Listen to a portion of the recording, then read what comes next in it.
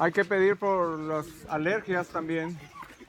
Nuestro hermano tiene bastantes problemas con las alergias. Gracias a Dios que está aquí con nosotros, pero este ambiente a lo mejor no es muy agradable para él. Pero todos aquí tenemos quizá algún problemita en nuestra salud o no. Gracias a Dios por los que no tienen. Otros sí tenemos. Así que hay que mantenerse en oración. A los hermanos se les repartieron unas hojas la vez pasada. Los que no las trajeron, les vamos a pedir que cada vez que nos reunamos juntos, estas hojas vamos a tenerlas como referencia de estudio. Jesús, yo creo... ¿Eh? ¿La vez pasada, no? Bueno, usan las mías ahorita. Vamos a ver, él porque él se va. Para que las tenga.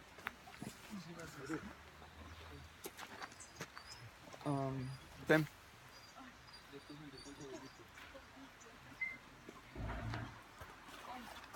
Por Dios.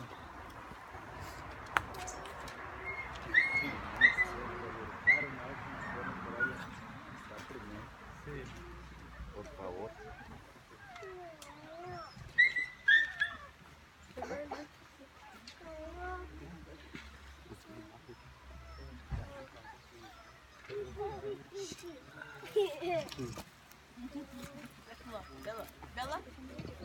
Bella.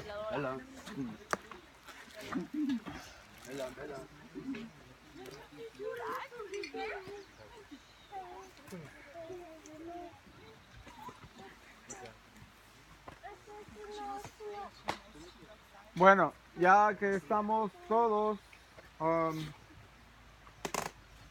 en este pequeño devocional que vamos a tener antes del siguiente estudio, quiero recordarles que cuando nos reunamos aquí o donde yo esté estudiando en Flagstaff, vamos a estar revisando estos capítulos, son los últimos capítulos del libro Ministerio de Curación. De todos los libros que escribió la hermana White, el pastor Robert Williams dice que son más de 25 millones de palabras. Él tenía 92 años y dice que todavía no había alcanzado a leerlas todas. Así que, imagínense, hay veces que en lo personal he pensado, pues ya he leído mucho, pero no. Él tenía 92 años y estuvo de pastor más de 50 años, creo. Y no alcanzó a leer, se falleció creo que a los 94 años. Y no alcanzó, 94, 95, no alcanzó a leer los 25 millones de palabras o más. Y hay veces que me pasa a mí en la vida, hay veces que pienso que ya lo sé todo, o pienso que ya he visto todo, o pienso que ya he leído todo, o pienso que ya tengo todo. Y cuando escucho a alguien como él, que dijo, bueno, son 25 millones de palabras y tiene 90 años y no las ha leído todas, me siento un poco tranquilo porque todavía tengo tiempo de seguir aprendiendo, ¿no? Y esa es la ventaja. Pero vamos a estar revisando y vamos a estar tomando pequeños momentos para estudiar estas citas. Sobre todo no porque, como lo dijimos en la vez pasada, no porque usted o yo podamos, y sí podemos en algunas situaciones, modificar la conducta o modificar la forma en que nos presentamos ante la gente. Pero el corazón, tu corazón, mi corazón, solamente puede transformarlo el poder de Dios por medio de su Santo Espíritu. Es la única manera. Así que alguien puede ser cortés, puede ser amable, puede sonreír, puede hacer muchas cosas, pero de una forma solamente modificando el carácter, pero de que le nazca del corazón, que sea cortés porque se goza en ser cortés, porque se goza en ser amable, porque se goza en vivir en Cristo cada día, eso es diferente. Eso solamente lo puede hacer el poder de Dios. Y en estos capítulos lo que usted va a encontrar, o lo que yo encontré, usted a lo mejor encuentra algo diferente, pero lo que yo encontré es a una persona viviendo en el Espíritu del Señor. No viviendo por la letra, sino viviendo por el Espíritu. Y voy a repasar un poquito rápido las primeras frases. Dice, toda asociación de la vida requiere el dominio propio, la tolerancia y simpatía. Eso ya lo revisamos la semana pasada. Pero la siguiente frase, diferimos tanto en disposición, hábitos y educación. Que nuestra manera de ver las cosas varía mucho. Juzgamos de modos distintos. Nuestra comprensión de la verdad, nuestras ideas acerca del comportamiento en la vida no son idénticas en todo respecto. No hay dos personas cuyas experiencias sean iguales en todo detalle.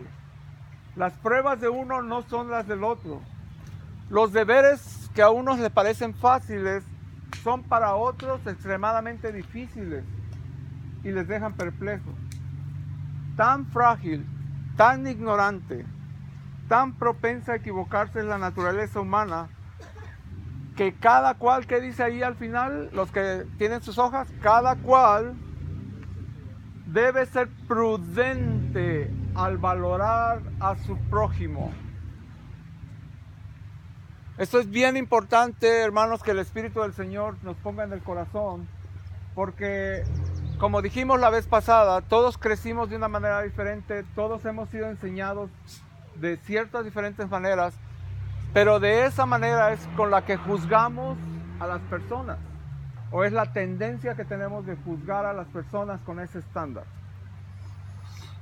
Pero debemos ser muy cuidadosos, hermanos. Yo debo ser cuidadoso porque eso es lo que el Señor me ha enseñado los últimos años. Debo ser muy cuidadoso cuando trato o intento medir a una persona por lo que yo sé, por lo que yo he aprendido o por mis propias experiencias.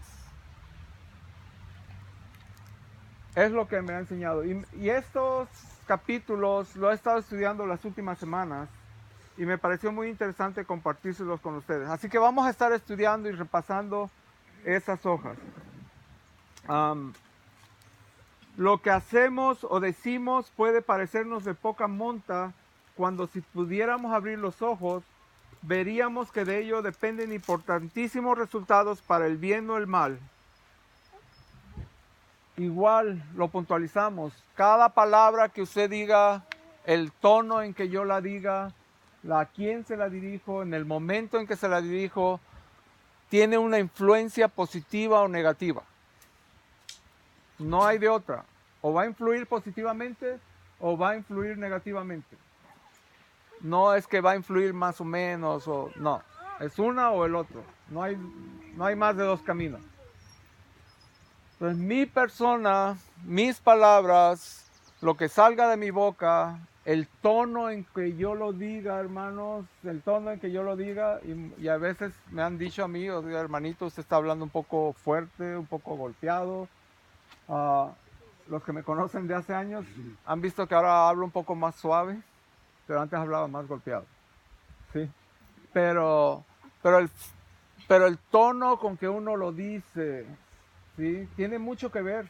Y yo he notado, fíjense, hace unas semanas atrás tuve experiencia con una persona con la que yo estuve hablando hace muchos años atrás y noté la diferencia, cómo el Espíritu del Señor me usó más ahora en el presente, en la forma en que hablé con esa persona, que cómo yo hablaba con esa persona hace años atrás. Hasta la persona cambió. Cambió, su forma de ver las cosas fue diferente, no porque yo lo haya hecho, sino porque Dios me usó para que esa persona viera las cosas de otra manera. Y como yo hablaba antes, la persona no lo veía igual. Lo veía más difícil, lo veía más escabroso, lo veía más difícil, más complicado. Y no. O sea, es increíble cómo el Señor nos va cambiando y cuando uno se deja. Sí, cuando uno... El Señor ha tenido que obrar mucho en mi vida para irme suavizando. Pero lo está haciendo y lo va haciendo y Tina es testigo de eso. Le pueden preguntar ahí. Muchos son los que han llevado tan pocas cargas y cuyo corazón ha experimentado tan poca angustia verdadera y ha sentido tan poca congoja por el prójimo que no pueden comprender lo que es llevar cargas.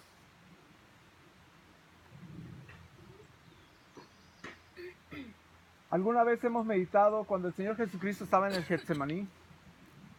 ¿Realmente nos hemos puesto a pensar cuando Él estaba cargando no solamente mis pecados, sino el pecado de billones de personas de este planeta? Muchas veces realmente nos preocupamos me he preocupado yo más por mí mismo tantas veces que no me he dado tiempo de preocuparme por el prójimo. Me he estado centrado tanto en mí mismo y en lo que tengo que hacer y cómo lo tengo que hacer. Inclusive, aún cuando estamos hablando de la palabra de Dios, aún cuando estamos predicando la palabra de Dios, nos podemos meter tanto en lo que yo quiero decir, cómo lo quiero decir, que no permito que el Espíritu de Dios me use para que Él hable a través de mí, para que Dios hable a través de su Espíritu a través de mí. Porque me estoy viendo a mí mismo. Gabriel, yo quiero lograr esto, lograr aquello, cuando no es así. Y el Señor me ha tenido que enseñar eso. Es Él el quien obra en el corazón de las personas. Solo soy un simple instrumento en sus manos de polvo, de tierra, de barro, que Él puede usar. Es lo único que soy. Más adelante vamos a estudiar un poco más con los que se quieran. Este es el libro Ministerio de Curación, y es el capítulo en el trato de los demás. Pero aquí viene un ejemplo bien importante acerca de David con el rey Saúl, que también tenemos que estudiar. Y cada quien a lo mejor lo interpreta diferente, pero lo importante es que sepamos que si el Espíritu de Dios realmente está en nosotros, no vamos a querer hacer otra cosa sino lo que el Espíritu nos diga que hagamos. Es lo único que vamos a querer hacer. No vamos a querer hacer nada. Pero mientras, vamos a ir a la Biblia, al libro de Génesis. En el libro de Génesis,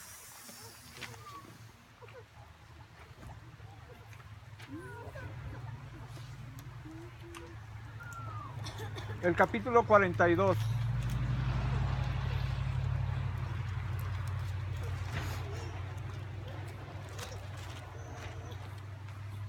Génesis capítulo 42. ¿Hay una Biblia extra por ahí? ¿Alguien la trae? Yo traigo una en inglés. ¿Puedes agarrar esta No. y prestarme esa? ¿Por qué? Es que traigo apuntes. ¿Traigo una Biblia en inglés? ¿Está bien así? Ok. Génesis capítulo 42.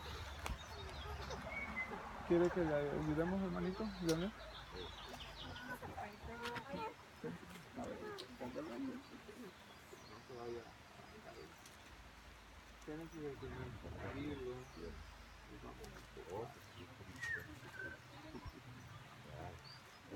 No dormí casi nada. Creo que necesito tomar. Vamos a ir desde aquí si no le vamos a tomar. Aquí vamos a estar en el cuartel. Ok, Génesis capítulo 42. No vamos a estudiar toda la historia de José. Ustedes saben y han leído y en muchas ocasiones han escuchado la historia de José por cientos de veces. Yo estoy viendo la historia de José ahorita. Sí, por cientos de veces. Pero vamos a tomar unos puntos importantes nada más en el capítulo 42 y el capítulo 43. Y es algo que yo he estado estudiando el libro de Génesis últimamente. Decidí empezar con el libro de Génesis y estoy estudiando el libro de Marcos también. Pero lo estoy estudiando capítulo por capítulo y estoy consultando los comentarios bíblicos acerca de algunos versículos. Y realmente Dios me ha enseñado muchísimo más de lo que yo pensaba que ya había aprendido en estos últimos 20 años. Así que vamos a repasar unos versículos. En el capítulo 42 llegan los hermanos de José a Egipto buscando ¿qué? Comida. Están buscando alimento, ¿no? ¿Por qué? Porque en la tierra donde ellos vivían Había salido acabado. Había ya había llegado la hambruna también, ¿no? Así que tenían ese deseo muy necesario, muy interno, esa necesidad interna de alimento. Y llegaron con José, pero fíjense lo que dice el versículo 7.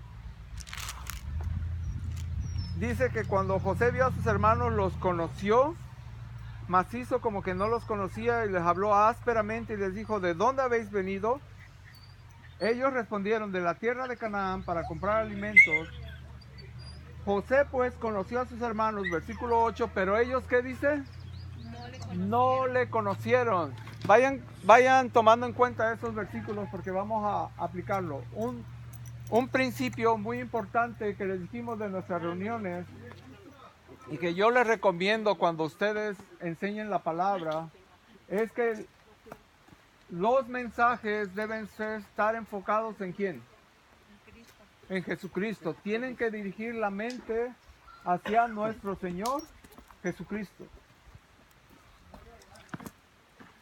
Muchas veces hemos predicado o hemos escuchado predicaciones, y no me voy a tener mucho en eso, pero cuando sacamos a Jesucristo de nuestra enseñanza, estamos sacando la base, la piedra, la roca fundamental de lo que es la vida espiritual. Podemos saber mucho de la Biblia, podemos enseñar mucha teología, lo que usted quiera, pero si Jesucristo no está en la enseñanza, es como cuando usted le dice a un niño: no robes. ¿Qué diferencia hay cuando usted le dice a un niño no robes o cuando le dice al niño no robes porque Jesucristo ha dicho que no debemos robar? Hay una gran diferencia en eso. Y cuando usted le da el testimonio con su vida que el Espíritu de Dios está obrando en su vida y usted no tiene ni el deseo de robar, ni siquiera una cora que no le corresponde enfrente de su hijo, eso sella el testimonio y la enseñanza en el corazón del hijo. Debemos o debo yo poner a Cristo en la enseñanza. Así que primero vamos a leer los versículos y vamos a tener una aplicación. Llegaron de la tierra de Canaán. La tierra de Canaán, ¿qué era la tierra en la Biblia? La tierra prometida. Acuérdense de eso. Llegan con deseos de alimento porque había llegado ya la hambruna a la tierra prometida. Llegan con José. José los conoce, pero ellos, ¿qué dice? No lo conocieron a él. No lo conocieron a él. José, cuando vio a sus hermanos, los conoció, dice que les habló ásperamente en el versículo 7. En el versículo 9, fíjense lo que dice: entonces se acordó José de los sueños que había tenido acerca de ellos y les dijo: espías sois, por verlo descubierto del país habéis venido. Bien interesante, ¿no? Cuando ve, ¿qué es lo primero que se le viene a la memoria a José? Los sueños. ¿Qué sueños? ¿Cuáles eran los sueños? Mencióname rápido los sueños. ¿Cuántos sueños fueron? Las gavillas se inclinaban. Creo que Las espigas. estrellas. A ver. En orden. Alguien que levante la mano y me diga el primero. Las gavillas que se inclinaban y luego las estrellas. Las estrellas. Ok, pero las gavillas se inclinaban. ¿De quién eran las gavillas que se inclinaban? De sus hermanos. De sus hermanos. ¿Y ante quién se inclinaban? Ante José. Ante la gavilla de José. El segundo sueño, ¿qué era? Las estrellas se inclinaban Las estrellas nada más, ante el sol y la luna. la luna y el sol. Y se inclinaban ahí sí, ante José. Ok, así que él cuando los ve, se recuerda, ¿qué posición tenía José? Acuérdense de la posición, ¿qué posición tenía José ahí en ese momento? Gobernador, ¿no? Era el segundo. Era el segundo después de Faraón. Nada se iba a hacer en la tierra de Egipto sin que José Diera la orden. solamente Faraón era mayor que él. solamente la silla de Faraón era mayor que él. Casi era el rey. Casi. ¿Tenía el poder de Faraón? Sí. Porque Faraón le dio el poder. ¿Podía decir y hacer lo que la gente tenía que obedecerlo? Sí. Sí. Pero Faraón estaba sobre de él. Era el único lugar donde él no tenía autoridad. Él dependía de la autoridad de ¿quién? De Faraón. Él dependía de la autoridad de Faraón. Vamos a seguir. Bueno, en los siguientes versículos, lo que vamos a ver es que tenemos una interacción entre José y sus hermanos. Cuando él les dice que son espías, lo primerito que ellos dicen es, ¿qué tratan de hacer? No, Señor, dice el versículo 10, Señor nuestro, sino que tus siervos hemos venido ¿a qué? Pedir alimento. ¿Tienen sus Biblias abiertas? Hemos venido a pedir alimento, a comprar alimento. Todos somos hijos de un varón, somos hombres. Honrado. De verdad. Ay, ay, ay, ay, ay. A ver. Hasta ese momento, los hermanos de José todavía no habían permitido que el Espíritu de Dios les tocara para que se arrepintieran de verdad de lo que habían hecho. ¿Eran hombres honrados, sí o no? No. Claro que no eran hombres honrados. ¿Por cuántos años le habían ocultado la verdad a su padre? Muchos años. 20 años. ¿Cuántos años ellos habían visto sufrir a su padre? ¿Cuántos años habían llevado en la conciencia lo que habían hecho? Y estaban allí, estaban justificándose a ellos mismos diciendo, no, nosotros no somos espías. ¿Ven cómo reaccionamos? Miren, cuando nosotros tenemos la oportunidad de poner en estrés a otra persona, poner bajo presión a otra persona, hacerle un daño a otra persona, reaccionamos de una manera muy diferente cuando nosotros estamos en esa posición. Y cuando estamos en esa posición, entonces tratamos de defendernos, tratamos de justificarnos a nosotros mismos, tratamos de ser... ¿Se fijan que ahí ellos en ningún momento, en ese preciso momento, cuando reciben la primera acusación, ellos nunca dicen, nosotros somos siervos de quién? De Dios. Del Dios viviente. Nunca lo dicen. Ahí no dicen nada. Vamos a seguir. No se les olvide esos detalles. Dice, José les insiste, ¿no? ¿Ven cómo el Espíritu de Dios está trabajando a través de José? Porque Dios, hermanos, Dios dice la palabra que es amor. Por lo tanto, la única finalidad de Dios, su único objetivo de su corazón es salvarnos. ¿Estamos de acuerdo? Es salvarnos. Salud. Es atraernos hacia Él. ¿No? ¿José tenía el poder de mandar matar a sus hermanos allí? ¿Sí o no? ¿No creen que sintió como humano algo raro en su corazón cuando los vio? Como, ahí están, es mi oportunidad o algo. A lo mejor lo sintió. Pero el Espíritu de Dios trabajando en él, empieza, y vamos a ver en los siguientes versículos, cómo el Espíritu de Dios está trabajando en sus corazones para convencerlos de su pecado. ¿Cuánto tiempo pasó, hermano? ¿Será que alguno de nosotros aquí tenemos un pecado del cual no nos hemos arrepentido desde hace 20 años? ¿15 años? ¿10 años? ¿Un día? ¿Un mes?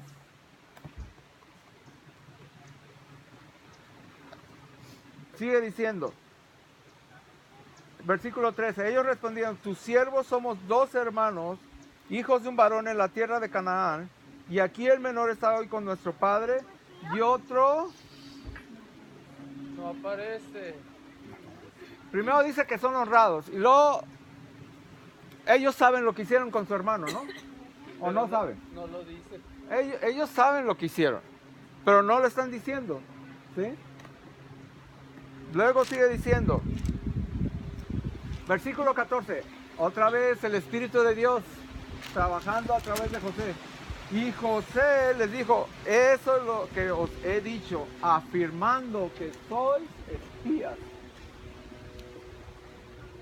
En esto seréis probados. Vive Faraón, que no saldréis de aquí, sino cuando vuestro hermano menor viniere aquí.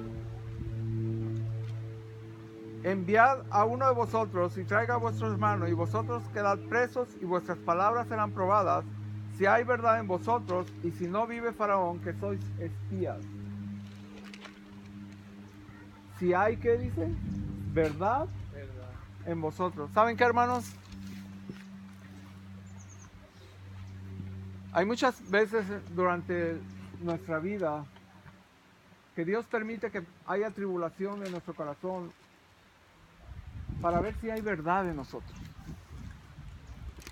para ver si realmente somos honrados, para ver si realmente en nuestro corazón hay ese deseo de estar con Dios, de saber si realmente por lo menos tenemos un poquito en nuestro corazón que lo anhele, que quiera estar con Él no solamente aquí en la tierra hasta que Él venga, sino por toda la eternidad. Y Él tiene que permitir esas pruebas. Porque muchas veces tenemos pecados secretos, o como les dije antes, pecados no confesados, de los cuales no nos hemos arrepentido. Dice en el versículo 17 que los puso en la cárcel por 3 días. Cuando ellos fueron a Egipto, ¿ellos esperaban terminar así? ¿Verdad que no? ¿Verdad que cuando nosotros andamos en la vida, o vamos a trabajar, o vamos a la escuela, o vamos estamos trabajando en algún proyecto o algo en nuestra vida, no esperamos terminar con una tribulación? ¿No esperamos terminar con pruebas? No esperamos. Ellos no esperaban eso. De versículo 19, si sois hombres honrados, quede preso en la casa de vuestra cárcel, uno de vuestros hermanos, y vosotros id y llevad el alimento para el hambre. Pero traeréis a vuestro hermano menor, y serán verificadas vuestras palabras, y no moriréis. Y ellos lo hicieron así. Y vean lo que dice el versículo 21. En el versículo 21 decían el uno al otro. ¿Cuántos hermanos había en la cárcel en ese momento? A ver, ¿alguien bueno en matemáticas? ¿Cuántos hermanos había en la cárcel? 10, ¿no? 10 hermanos. ¿Por qué? Porque José era el uno y Benjamín, que no había venido, el otro. Así que eran los 12. Había 10 nada más. Verdaderamente hemos pecado contra nuestro hermano, pues vimos la angustia de su alma cuando nos rogaba y no le escuchamos. Por eso ha venido sobre nosotros esa angustia. Ahí ya estaban como recapacitando, ¿verdad? Imagínate, después de 20 años, hermano. Después de tantos años. Viéndose la cara unos a otros, ¿tenían opción? Cuando usted está en la cárcel, o cuando está en un lugar pequeñito, o cuando vive en un lugar chiquitito, ¿hay opción de no verse la cara con la otra persona? No, ¿verdad? Tiene uno, los que hemos vivido en lugares pequeñitos, o los que han tenido esa oportunidad de vivir en lugares chiquititos con otras personas, o con muchas personas en el mismo lugar. Yo viví con 10 personas más hace muchos años. ¿Sí? ¿Qué es lo que ves a cada rato? La cara de otra persona. No hay manera. Pero aquí ellos lo que estaban haciendo es, ¿ya ven? Reprochando. Eso nos está pasando ahora por lo que hicimos. Y dice que José les rogaba que no hicieran eso. Se estaban acordando en ese momento de el lloro y lamento de José cuando él estaba ¿dónde? ¿Se acuerdan dónde lo tiraron primero? Un pozo, sí. Y cuando lo sacaron del pozo y lo entregan y lo venden, hermanos. ¿Saben una de las cosas bien interesantes que aprendí ahora en el estudio de Génesis? ¿Se acuerda que hay un versículo que dice que Raquel llora por sus hijos y no quiere ser consolada? ¿Lo han leído alguna vez? se refiere a ese versículo, está en referencia, creo que está en Jeremías, y también se refiere cuando Herodes mandó matar a los niños menores de 3 años. Pero una de las cosas bien interesantes que aprendí es que los hebreos, la tumba de Raquel quedó justo en el camino donde José fue llevado a Egipto. Esa tumba de Raquel está justo en el camino donde pasaban los israelitas al cautiverio de Babilonia también. Entonces dice la tradición judía que cuando José pasó por ahí, ¿qué creen que hizo? Según ellos, lo que dice la tradición judía es que José se va, si lo llevan caminando o si lo llevan en un carro, donde sea, se bajó y ¿a dónde fue a llorar? A la tumba de su madre. Qué difícil, ¿no? Cuando te arrancan de donde eres, o cuando tienes que salir de donde eres. Muchos de nosotros tuvimos que salir de donde éramos, o decidimos salir de donde éramos, otros no. Pero qué difícil, ¿no? Qué difícil cuando tienes que cuando eres arrancado de donde te sientes cómodo. Cuando tu matrimonio no está bien, cuando la escuela no está bien, cuando tu familia no está bien. Anoche nos mandó mensaje una hermana de Tina y realmente nos tiene bastante preocupados. Sabemos que no está bien, algo no está bien. Por eso les pregunté dónde vive su cuñado, el hermano de Fabián, en Utah.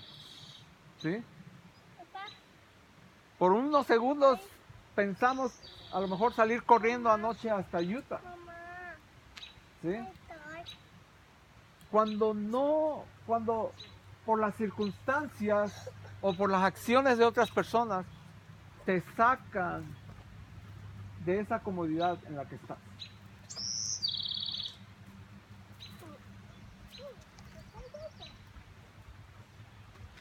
No sé si alguna vez ustedes han pasado por donde pasó José.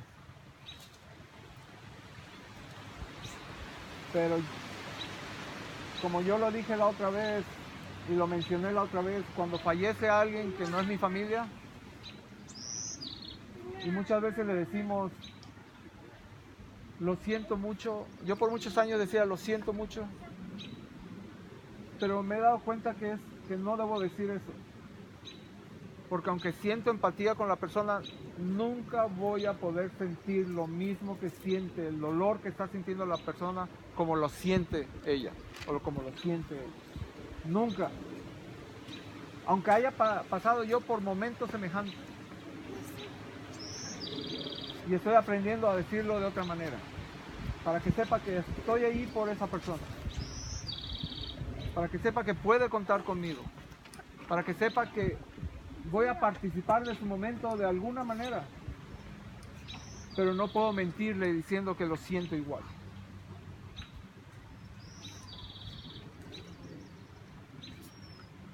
Versículo 22. Rubén le respondió, ¿no os hablé yo y dije, no pequéis contra el joven y no escuchasteis? He aquí también se los demanda su sangre. Rubén, ¿quién era? ¿Quién era entre los hermanos? ¿Quién era Rubén? Era el primogénito, era el hijo mayor. ¿Tenía limpias las manos? No. ¿Hizo todo lo que pudo por salvar a su hermano? No lo hizo. No lo hizo.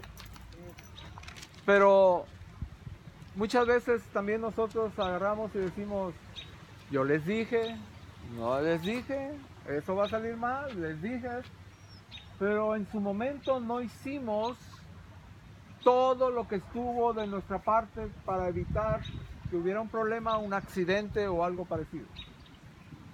O para lastimar a alguien.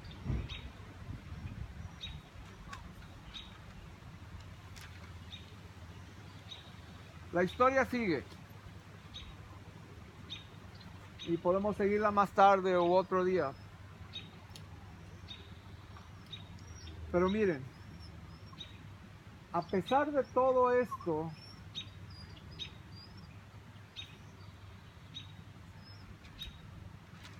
En el versículo 23. ¿Ah? Sí, pero ya me salí. En el versículo 23 dice que José entendía lo que hablaban sus hermanos, pero ellos no lo sabían porque ocupaba un intérprete. Nosotros a veces andamos por la vida como que si Dios no sabe lo que estamos diciendo, haciendo, pensando. Pero Dios lo sabe. Yo me he dado cuenta cuánto me conoce Dios. Bueno, quizás no al 100%, pero me he dado cuenta más me he dado cuenta que Dios me conoce muchísimo. Me conoce muchísimo más de lo que yo puedo pensar. Conoce quizá cosas que las que yo ni siquiera me he dado cuenta. Y Él sabe.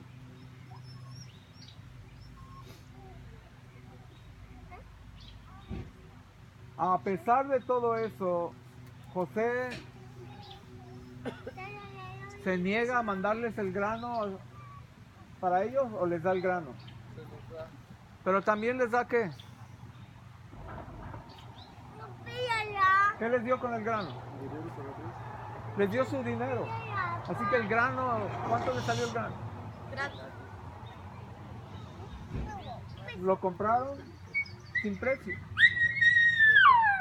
¿No?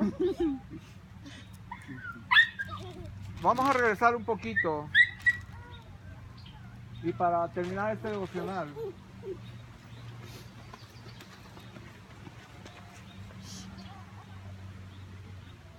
ustedes saben que José es un tipo de Cristo, ¿no? ¿Saben lo que es un tipo? Un símbolo. Tipo, antitipo. Un tipo, ¿no? Antitipo. Ok, que al revés, pero después otro día lo checamos. La cuestión es que José es un símbolo de Cristo. ¿Ok? Representación. ¿Mm? Una representación de Cristo. Una representación también puede ser.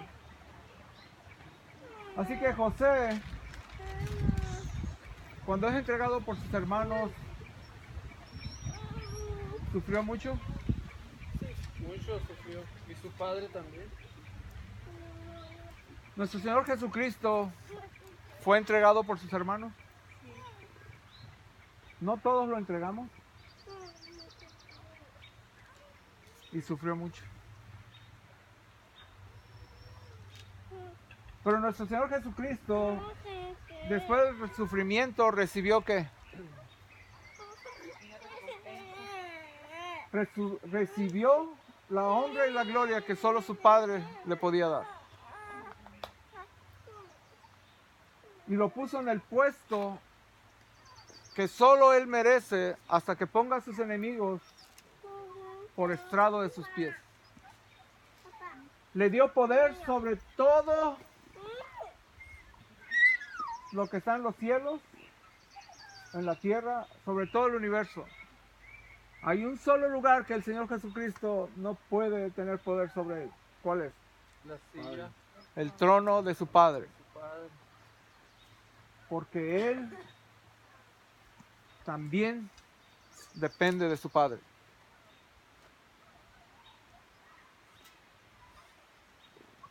José, cuando llegaron sus hermanos, dice la palabra que los conoció. Pero dice que ellos no lo conocían. Ellos no.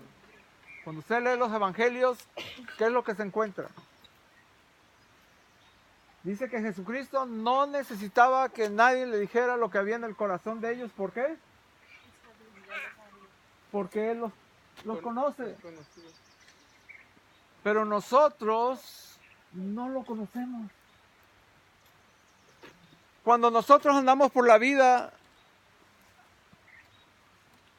sin acercarnos a Él, sin querer orar, sin estudiar la palabra, solamente queriendo seguir nuestras propias inclinaciones y decisiones, no lo conocemos.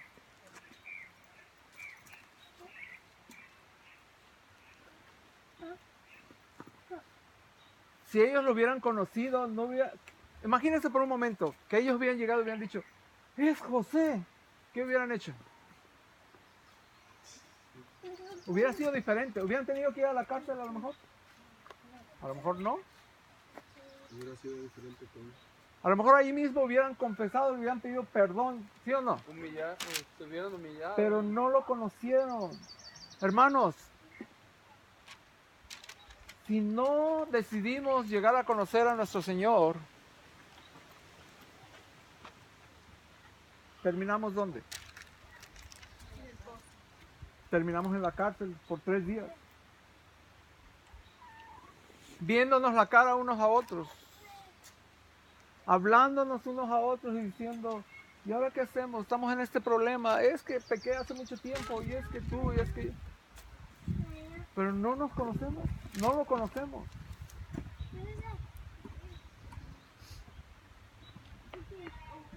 ¿Cuántas veces le tuvo que preguntar José? Decir que muchas de las pruebas que pasamos no necesitaríamos pasarlas. Muchas de las pruebas que pasamos no necesitaríamos pasarlas si solamente nos sometemos al Señor Si lo conociéramos. y dejamos que Él nos dirija. Si realmente le obedecemos. Pero la obediencia no es parte de la naturaleza. Pero eso nos da esperanza porque quiere decir que muchas de las pruebas que podrían venir a nuestra vida, si nos mantenemos aquí juntito al Señor, no van a venir. No van a venir y si vienen, como pasó Job u otros, las vamos a pasar fortalecidos en su mano. Otra cosa que quiero mostrarles es que hay que ser honestos con el Señor. Realmente los hermanos de José, yo creo que les dio pena o no sé qué les dio, pero no fueron honestos. Pero nuestro caso es igual, no somos honestos. No somos honestos con Dios y le decimos, ¿sabes qué? Realmente yo cometí el error. No somos honestos ni siquiera con nuestros hermanos, ¿sabes? Nos paramos en nuestro orgullo tantas veces. Y vamos a la Biblia, y vamos a la iglesia con nuestra Biblia, nos reunimos en grupos o lo que usted guste, pero no somos honestos con nuestros hermanos y no decimos, ¿sabes qué? Me equivoqué.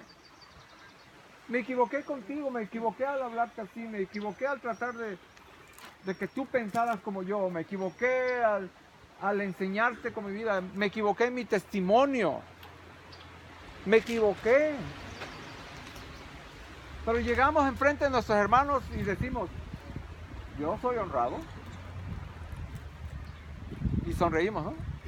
Yo soy honrado. Dice el mensaje a la Odisea que somos pobres, ciegos, miserables, desnudos, pero dice, y fíjense que pasaron, yo me bauticé en 1980, así que ya sabrán cuántos años pasaron. Pasaron muchísimos años antes de que yo le pusiera atención a lo que dice después, y no lo saben. Y muchas veces vamos y le decimos a otra persona, es que tú eres un miserable, ciego.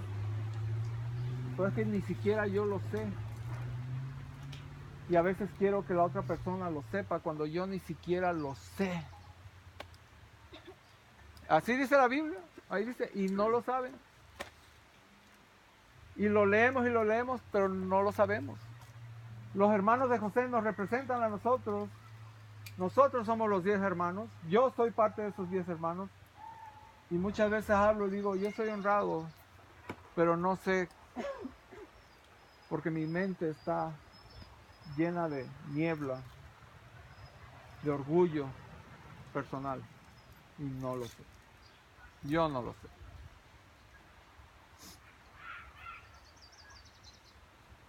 Rubén, el primogénito, ¿sabían que delante de ustedes, delante de Dios, ustedes y yo somos sus primogénitos? Y como primogénitos deberíamos tomar el estandarte de la cruz y tomar nuestra posición de primogénitos y vivir en Cristo. Pero somos como Rubén también. Igual, yo soy como Rubén. Es que hice lo que pude por salvar a mi hermanito. Es que hice lo que pude por llevarle la palabra a mi hermanito. Y es que realmente hiciste lo que pudiste. Muchas veces yo he dicho, he hecho lo que pude por llevar el evangelio, pero mi testimonio no ha hecho nada. Mi testimonio en Cristo, no he llevado el Espíritu de Cristo para presentarle el testimonio a la persona. He sido yo, ni yo ha sido el que le ha llevado el testimonio a la persona. Pero no he dejado que Cristo en su Espíritu lleve el testimonio a la persona. Esa es la gran diferencia que Dios me ha enseñado a mí. Su experiencia de usted puede ser diferente. Pero soy como Rubén también. Soy como Rubén. Y no me he quedado atrás de Rubén, igualito.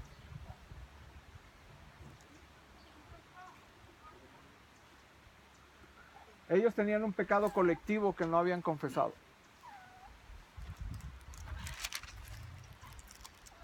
Y usualmente cuando nos reunimos como iglesia, los cristianos en todo el mundo de varias denominaciones, decimos, vamos a la iglesia, pero le decimos, es que aquel hermano está en pecado, ¿no? Pero ¿qué estás haciendo tú para salvar al hermano? Cuando sabes hacer lo bueno y no lo haces, ¿qué es, hermano? Por lo tanto, caes en pecado que colectivo. Es pecado colectivo. Rubén tenía el poder como primogénito para hacer lo que estuviera, aún dar su vida por... ¿Ven la diferencia? ¿Qué fue lo que hizo nuestro Señor Jesucristo? ¿No dio su vida por sus hermanos? ¿Sí o no? Ese es el amor de Dios que quiere. Miren, el amor de Dios no está ajeno